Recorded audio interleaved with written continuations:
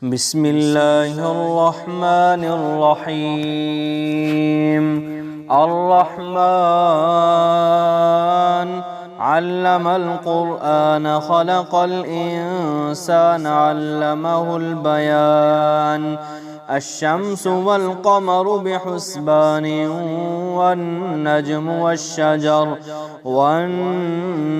والشجر يسجدان. والسماء رفعها ووضع الميزان ألا تطغوا في الميزان وأقيموا الوزن بالقسط ولا تخسروا الميزان. والأرض وضعها للأنام فيها فاكهة والنخل ذات الأكمام والحب ذو العصف والريحان. فبأي آلاء ربكما تكذبان؟ خلق الإنسان من صلصال كالفخار وخلق الجان من مارج من نار. فبأي آلاء ربكما تكذبان؟ رب المشرقين ورب المغربين. فبأي آلاء ربكما تكذبان؟ مرج البحرين يلتقيان بينهما برزخ لا يبغيان. فبأي آلاء ربكما تكذبان؟ يخرج منهما اللؤلؤ والمرجان. فبأي آلاء ربكما تكذبان؟ وله الجوار المنشآت في البحر كالأعلام. فبأي آلاء ربكما تكذبان؟ كل من عليها فان ويبقى وجه ربك ذو الجلال والإكرام. فبأي آلاء ربكما تكذبان؟ يسأله من في السماوات والأرض كل يوم هو في شأن. فبأي آلاء ربكما تكذبان؟ سنفرغ لكم أيها الثقلان. فبأي آلاء ربكما تكذبان؟ يا معشر الجن والإنس إن استطعتم أن تنفذوا من أقطار السماوات والأرض فانفذوا لا تنفذون إلا بسلطان. فبأي آلاء ربكما تكذبان؟ يرسل عليكما شواظ من نار ونحاس فلا تنتصران.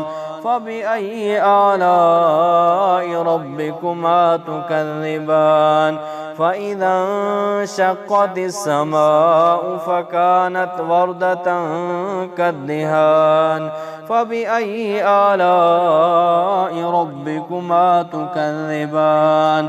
فيومئذ لا يسأل عن ذنبه إنس ولا جان. فبأي آلاء ربكما تكذبان؟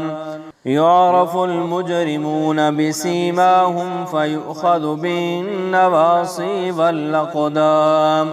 فبأي آلاء ربكما تكذبان؟ هذه جهنم التي يكذب بها المجرمون يطوفون بينها وبين حميم آن.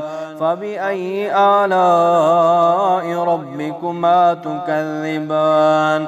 ولمن خاف مقام ربه جنتان فبأي آلاء ربكما تكذبان ذواتا أفنان فبأي آلاء ربكما تكذبان فيهما عينان تجريان فبأي آلاء ربكما تكذبان فيهما من كل فاكهة زوجان فبأي آلاء ربكما تكذبان متكئين على فرش بطائنها من استبرق وجنى الجنتين دان فبأي آلاء ربكما تكذبان فيهن قاصرات الطرف لم يطمثهن إنس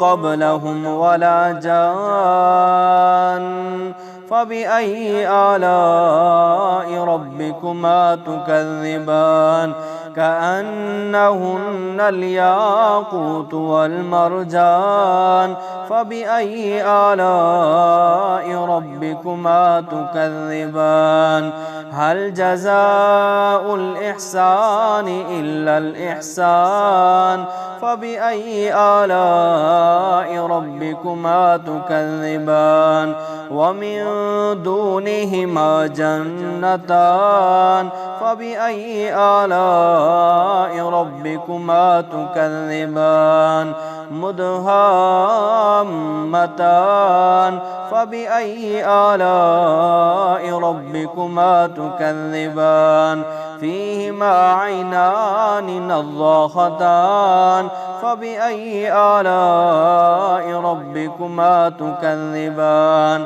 فيهما فاكهة ونخل ورمان فبأي آلاء ربكما تكذبان فيهن خيرات حسان فبأي آلاء ربكما تكذبان حور مقصورات في الخيام فبأي آلاء ربكما تكذبان لم يطمثهن إنس قبلهم ولا جان فبأي آلاء ربكما تكذبان متكئين على رفرف خضر وعبقري حسان فبأي آلاء ربكما تكذبان تبارك اسم ربك ذي الجلال والإكرام.